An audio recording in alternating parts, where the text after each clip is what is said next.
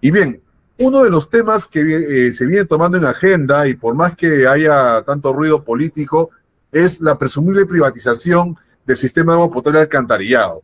Cuando hablo del sistema, hablo de empresas más allá de Sedapal. Estamos hablando de empresas que también están en el interior del país y que brindan servicios a distintas ciudades a lo largo del territorio nacional.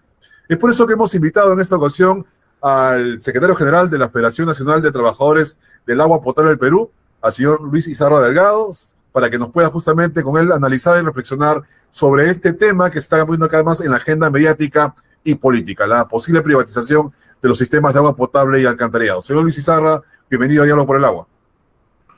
Muy buenas noches, estimado José, gracias por la oportunidad, un saludo muy especial a todos los televidentes de Diálogo por el Agua.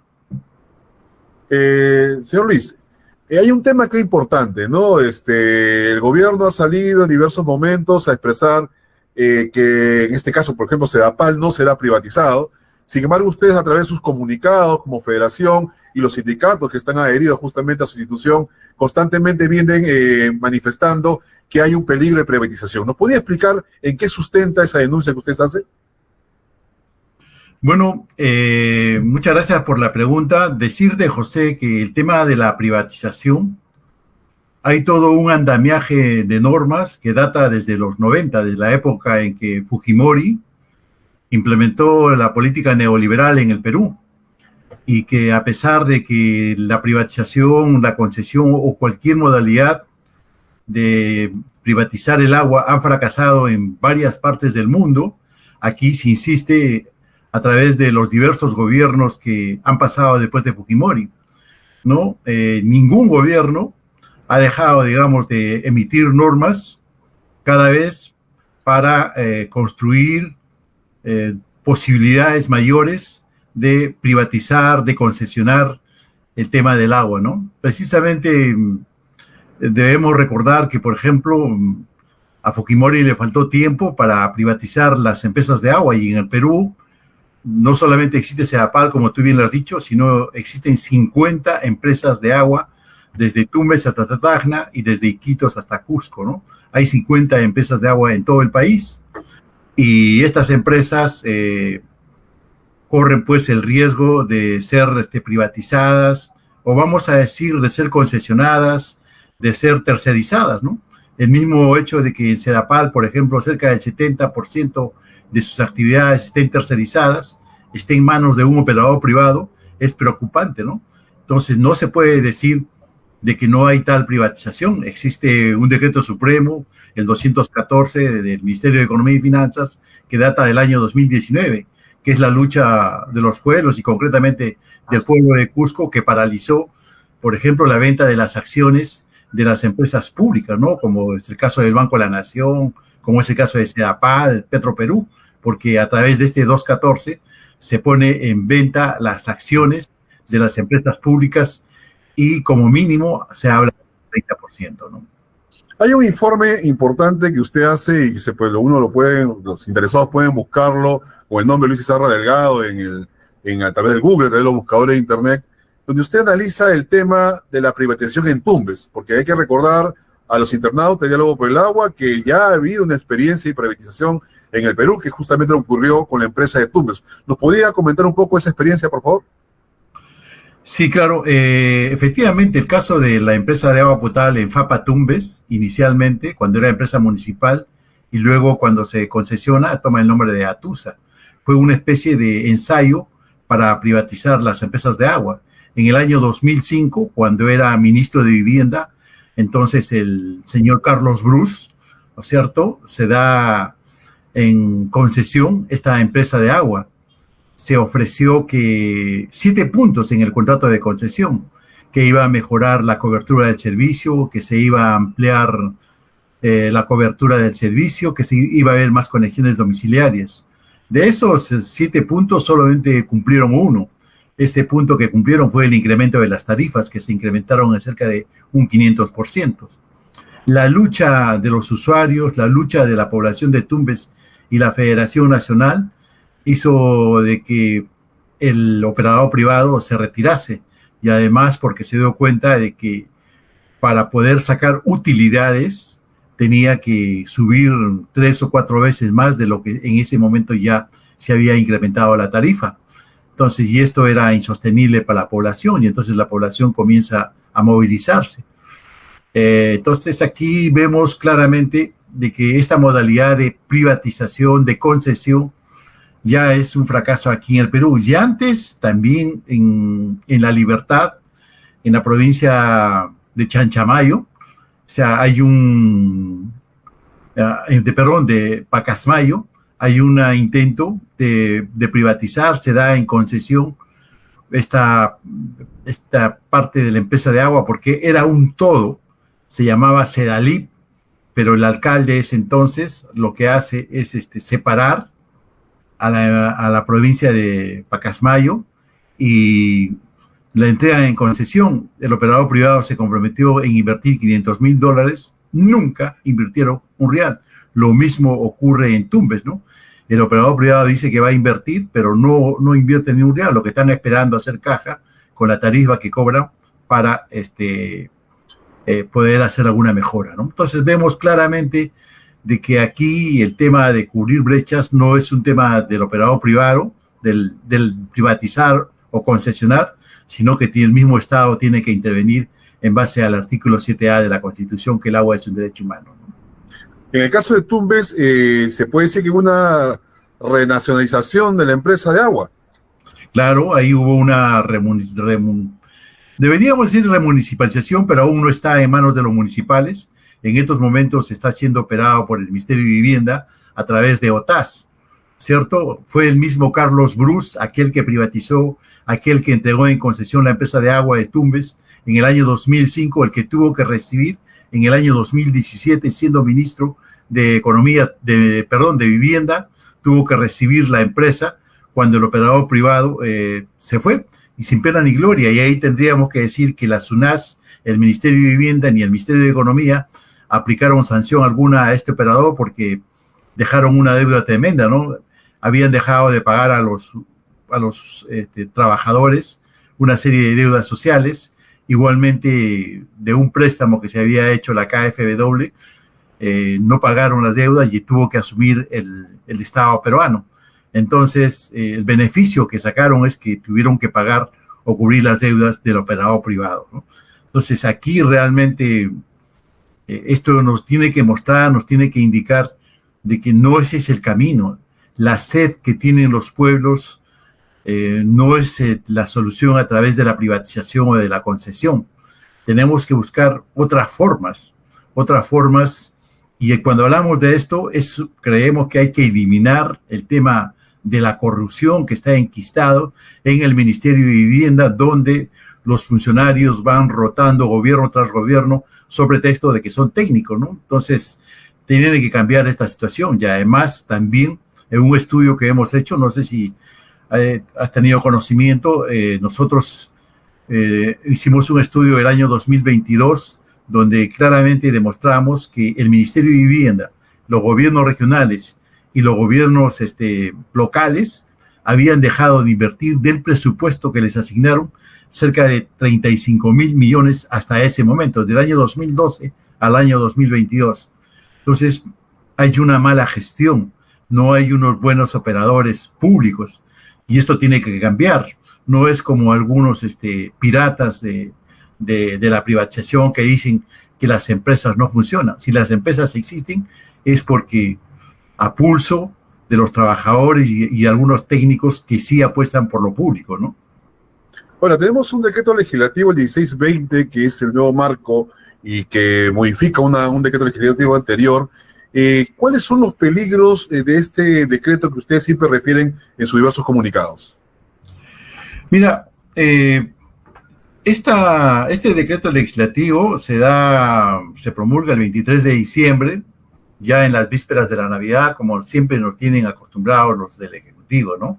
Esto es en base a las facultades que le otorga el Congreso de la República al Ejecutivo para que pueda legislar sobre agua y saneamiento, sobre el tema del cambio climático.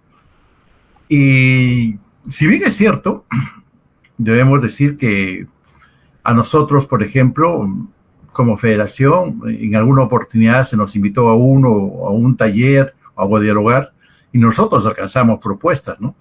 Como por ejemplo, en ese entonces se hablaba de que en los directorios de las empresas iban a haber cinco representantes, iba a estar compuesto por 5 integrantes. Actualmente las empresas de agua tienen 3. Quería incorporar a uno del Ministerio de Vivienda y a uno del Ministerio de Economía y Finanzas. Actualmente están integrados por un representante de gobiernos locales, un representante de los municipios y del gobierno regional, y además también un representante de la sociedad civil, ¿no? Y generalmente era la Cámara de Comercio, entre otros, ¿no? Ahora sí se ha incorporado que debe ser representantes de la Junta de Usuarios, ¿no? Continúa el representante del municipio y además también el representante del gobierno regional. Entonces, esta es una cosa que tenemos que resaltar. No podemos tampoco ser tan mezquinos en este tema, pero sí hay cosas que nos preocupan, como por ejemplo, cuando se habla de la creación de empresas mixtas. Cualquier aporte que realice el Ministerio de Vivienda a través de la OTAS o el mismo ministerio a las empresas de agua se van a convertir en acciones. ¿Y quién va a ser el accionista? No va a ser el Ministerio de Vivienda, sino va a ser FONAFE. Entonces, esta situación nos preocupa, ¿no? Cuando aquí en Lima hay toda, digamos, una lucha por salir de FONAFE que hacen los compañeros de SEDAPAL.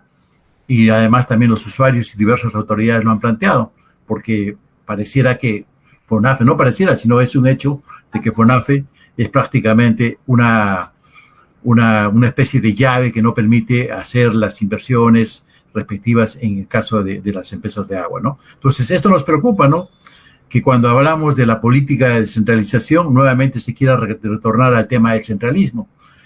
Y entonces estamos apelando a la Comisión de Constitución del Congreso para que revise si realmente está dentro del marco de las facultades que le fue otorgado y si además es constitucional. Pero además nos hemos reunido también con la presidenta de la Comisión del Congreso de la República a fin de que se observe esta situación. Así como este tema, también hay el tema de la venta de agua en bloque. Se va a vender cualquier persona, cualquier mercader podrá, digamos, ofrecer venta de agua a las empresas, ya no por 5 años, ya no a través de estos famosos servicios, sino a través por 25 y hasta 30 años, ¿no? Esto es una nueva modalidad que ha incorporado. En el Congreso de la República había un proyecto de ley sobre la venta de agua en bloque que fue observado por la SUNAS, por el Ministerio de Economía y Finanzas y por el mismo Proinversión, porque para dar en concesión una empresa de agua o una empresa pública en el Perú, se tenía que recorrer todo un trámite. Y entonces los privatizadores dicen, no, esto es muy burocrático, quieren algo más rápido, más fácil y sin ningún compromiso. Es como si tú vas a comprar a la tienda cualquier producto, así también van a ingresar los operadores privados a las empresas de agua. Y esto sí que nos preocupa, ¿no? Entonces, estamos viendo que en el reglamento se ponga algunos candados a estos temas, ¿no? Porque se ha cambiado. Antes era hasta de 3 a 5 años, ahora van a ser de 25 a 30 años.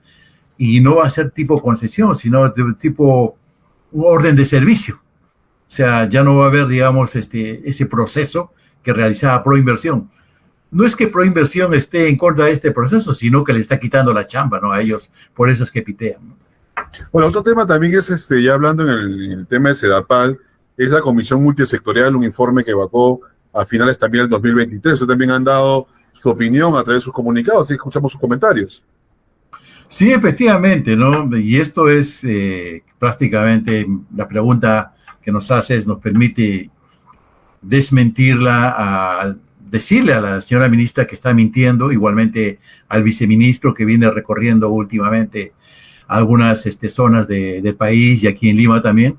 Ellos insisten, ¿no? No vamos a privatizar, eso es cierto, no van a privatizar, pero la privatización tiene diversas modalidades, la concesión, el joint venture, ¿no? Entonces tiene otras modalidades y lo que van a hacer es eso. La señora ministra de Vivienda, Construcción y Saneamiento, el presidente del directorio de SEDAPAL y todo el directorio en conjunto estuvieron en una conferencia de prensa los primeros días del mes de diciembre, donde la comisión multisectorial, que estaba integrada por funcionarios del Ministerio de Vivienda, funcionarios de SEDAPAL, funcionarios de Economía y Finanzas, de FONAFE y otras instituciones habían elaborado este diagnóstico, ¿no? Y a nosotros también nos llamaron para puntualizar algunas propuestas, ¿no es cierto? Y fundamentalmente nosotros hablamos sobre el tema de la corrupción, que seguramente podremos hablar también sobre ese tema. Pero entonces, en esa conferencia de prensa se habla del informe y hablan de un informe en resumen que hace el presidente de esa comisión. Y ahí claramente se dice de que se va a dividir a Sedapal en tres grandes zonas, ¿no? Norte, centro y sur, y con la finalidad de brindar las facilidades para otorgarlas en concesión. Entonces, no somos nosotros, y el presidente del directorio de Sedapal, el señor Gómez, que no sabíamos que era un campeón de títulos y era un estudioso, en esa conferencia de prensa él dice, cuando le hace uso de la palabra, de que está ahí el directorio en pleno y que comenzarán a implementar las recomendaciones que hace esta comisión multisectorial.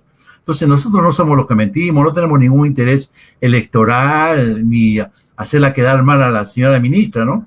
Lo que estamos diciendo que ellos, su comisión, que ella misma nombró, su directorio del Sedapal, que ella misma nombró o propuso, ella propuso, esos miembros del directorio, son los que han hablado de empresa mixta, el señor Gómez, son los que han dicho de que van a implementar los acuerdos a los que ha llegado o ha arribado esta comisión multisectorial, que es entregar a Sedapal en concesión. Entonces, claro, es cierto que ellos no van a privatizar, pero hay otra modalidad de privatización. Digamos, es un juego de conceptos y connotaciones respecto a la visión que se tendría en esos documentos. Otro tema también importante, que sabemos que también es el tema, como usted me dice un momento, el tema de la corrupción. En sus constantes documentos y comunicados emitidos por las redes sociales hablan de una estructura de corrupción que estaría instaurada en el sistema. ¿Podríamos comentar sobre ello, por favor?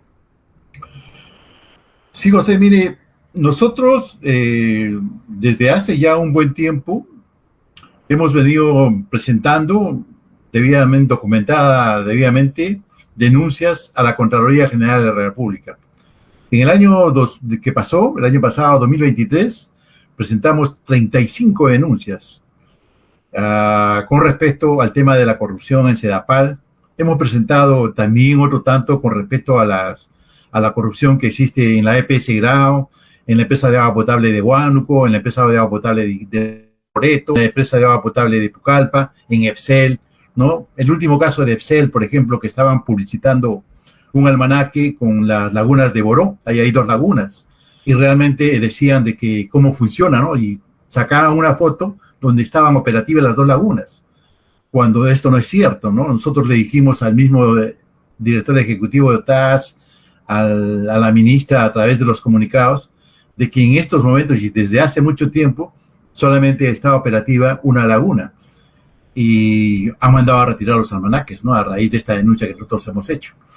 Y aquí nos preocupa también, así como la señora ministra para rebajando los requisitos para funcionarios del Ministerio de Vivienda, ese mal ejemplo de acomodar los requisitos para colocar a mis amigos en puestos de trabajo, también están reproduciéndose en las empresas de agua. Hace poco han retirado a funcionarios de la empresa de agua potable de Moyobamba porque no cumplían con el perfil técnico que se había preparado. Del mismo modo, en Lambayeque, acabamos de denunciar nosotros que hay un funcionario que ha sido despedido, que antes trabajó en el gobierno regional de San Martín y después de un proceso que incluso llegó hasta la tercera instancia, ha sido ratificado. Y es un personaje que está sancionado por la Contraloría General de la República y hace poco ha sido contratado de asesor legal en la empresa de agua potable de Epsel. Un caso anterior, por ejemplo, el gerente general de Epsel, de esta empresa de agua potable, que no, digamos, no conocía nada del sector, pero sí era un profesional que de repente tendrá sus conocimientos, capacidades en otros aspectos, pero no en el tema de agua, fue retirado de la empresa de Epsel porque no cumplió. La población se levantó, se quejó, los trabajadores denunciaron. ¿Y qué pasó? Que a este señor lo llevaron a trabajar a la empresa de agua potable de Pucallpa. O sea, lo sacaron de un sitio por ser incapaz en el sector y el premio los llevan a otro, ¿no? Casos de estos, nosotros hemos venido denunciando el tema de los presupuestos, el tema de la rotación, esta de la puerta giratoria que ocurre, que hace un momento decía que sobre texto de que son técnicos, se están entorneando 20, 25 años en el Ministerio de Vivienda, en la SUNAS, en la misma OTAS, ¿no? Y entonces estamos preocupados porque cada día este tema de la corrupción sigue avanzando y para nosotros corrupción es sinónimo de privatización o privatización es sinónimo de corrupción. Estamos con el señor Luis Izarra Delgado, secretario general de la Federación Nacional de Trabajadores del Agua Potable del Perú. Estamos analizando de alguna manera toda la información que ellos vienen emitiendo a través de las redes sociales respecto a las diversas denuncias que hacen sobre la presumible privatización de las empresas de agua potable, no solamente en Lima, sino a nivel nacional, y los temas también de interés, que entendemos que es de interés de todos los internautas que se contactan a través de Diálogo por el Agua, porque ese es un tema que está poniendo ya en la agenda política. Señor Izarra, hemos ya escuchado toda su evaluación de manera resumida. Los invitamos a todos los internautas a revisar las redes sociales de la FENTAC para que vean de manera ya más detallada todo lo que el señor Izarra ha expuesto esta noche aquí en Diálogo por el Agua. Pero sin embargo, quisiéramos no quedar solamente en la denuncia. ¿Cuál es la propuesta que hace la FENTAC justamente frente a este escenario? ¿No? Un escenario que, como usted bien ha dicho, viene de gobiernos anteriores, no es algo nuevo. Pero en todo caso, ¿cuál es la propuesta que hace su institución de alternativa para poder hacer más eficiente y que el cierre de brecha sea realmente efectivo en todo el Perú? Creemos que en primer lugar tiene que haber un manejo técnico y no político en el tema de agua. Que el gobierno central tiene que dotar de recursos económicos a las empresas de agua, ya sean municipales, ya sea el caso de SEAPAL. Tienen necesariamente que aportar recursos. Y una propuesta que nosotros vamos a presentar un proyecto de ley el próximo 22 de marzo, el Día Mundial del Agua, el Día de los Trabajadores y las Trabajadoras del sector saneamiento, una ley que impulsó la FENTAP, la ley 31.441. Esa es una ley que vamos a presentar, es que se permita embotellar agua a las empresas de agua, para la redundancia, ¿no? Porque en estos momentos ninguna empresa de agua del país puede embotellar agua y ni siquiera para entregar de cortesía a las personas que van de visita por el artículo 52 de la Constitución, ¿no? Entonces, nosotros hemos estado también conversando en el Congreso de la República para presentar esta propuesta y hemos comprometido ya varias bancadas a fin de que se les permita dotar de recursos económicos a las empresas. Que los recursos económicos que dé el gobierno no vayan a través de las municipalidades, porque muchas veces las municipalidades lo que hacen es hacer obras, pero sin un criterio técnico, ¿no? Y cuando quieren entregar las obras a las empresas de agua, se encuentran que tienen una serie de fallas técnicas. Entonces, en vez de que dé vueltas el dinero, nosotros creemos que directamente los recursos deben ser manejados por las empresas de agua. Que no sé, ya dije, que todos los cargos en las empresas de agua y en las empresas públicas sean cubiertos a través de concursos públicos transparentes, ¿no? Desde el cargo que uno cuando visita una empresa en la puerta hasta el cargo de mayor rango, sean, digamos, cubiertos por técnicos, por especialistas, por gente que conoce la problemática. Que los directorios de las empresas no sean personas que van desde la ciudad de Lima, por el caso de Piura, el caso de Lambayeque, todas las empresas de agua, en 19 empresas que están intervenidas por la OTAS, o un régimen de apoyo transitorio. Algunos miembros del directorio hacen sus sesiones vía este medio que estamos utilizando actualmente. Y así no se puede dirigir una empresa. Tienen que ensuciarse los zapatos, ir a conocer la problemática, dónde hay un atoro, dónde hay una rotura, dónde está faltando agua. Y entonces los directores tienen que ser profesionales, técnicos de cada una de las regiones que sí conocen y están interesados en solucionar los problemas. Desde aquí, que son trabajadores de la OTAS y a la vez que hacen sus cachuelos como miembros del directorio, no pueden seguir siendo. Entonces nosotros creemos que este 22 de marzo tiene que cambiar la historia y tiene que verse también en ese tema, ¿no? Estas son algunas de las cosas que hemos venido planteando y que también se dé, digamos, las facultades del caso, a que las empresas puedan acceder a créditos blandos que existen en el mundo, ¿no? Ahora, con motivo, digamos, de la lucha por la defensa del medio ambiente, por la defensa del agua, existen muchos gobiernos, muchas instituciones financieras que están dispuestas a entregar directamente a instituciones y no a través de los gobiernos.